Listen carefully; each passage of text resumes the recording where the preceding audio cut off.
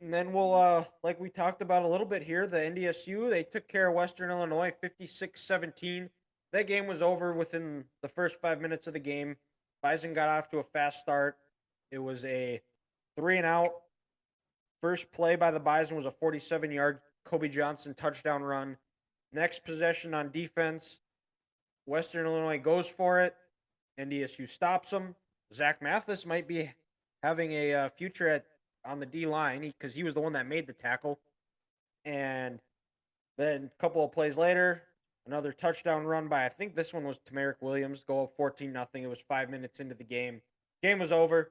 It was a very ugly, windy, cold day in Macomb, and similar to what it was with Indiana State, where it was a bring your own energy type of game. And unlike Indiana State, where when they played Indiana State, NDSU did bring their own energy, and it showed. They jumped on them early. They put them away. NDSU only had to throw the ball 5 times for a total of 27 yards. And this team looks like they are peaking. They are on the upward trajectory, and right like where we are used to seeing these Bison teams in November, and they're starting to get a little bit healthier too because Cole Wisniewski played a little bit more. He was up to about 38 snaps from playing like I think he only played 12 the week before against Illinois State.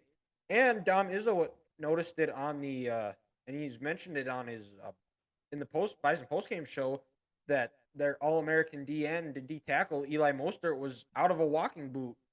So that is something to keep an eye on. We'll see. It seems like he might be closer to playing than we thought. It sounded like when he first got injured that it was going to be he might be back for Frisco, but if he's out of a walking boot now, it sounds like he's gearing up for a playoff run.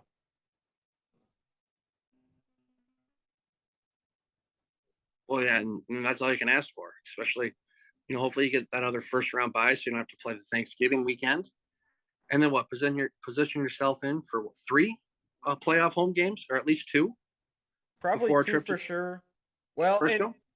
yeah, probably two for sure. They might have to go on the road at probably have to go on the road for the semis, but not sure who they're going to be playing because South Dakota State won again on a Mm-hmm. game-winning field goal against UNI, but it sounds like I think actually I think Sacramento State might actually jump them and be the 1 seed because they are undefeated and have an FBS win, which the committee seems to value. And South Dakota State they lost to Iowa and Who did Sacramento State beat?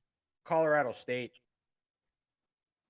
What do you think is more impressive, beating them or losing closely to Iowa? Yes, I would think I would Iowa agree. would. I would agree with you, but I'm just going by what the committee the history they've shown. Yeah, is. no, Yes. 100%. Do I think South Dakota State is a better team than Sacramento State? Yes, 1,000%. Yeah, But just going off recent history. yeah, recent history and just they'll still say, "Oh well, South Dakota State should have won. They would have been the 1 seed." But Yeah, Right. yeah, and Sacramento State doesn't have that blemish on their record. mm-hmm. Yeah, They sit back and say, "Hey, we played 11 games, we won 11 games." Yep. It's not our fault. Your offense decided to score 3 points against Iowa. But too bad.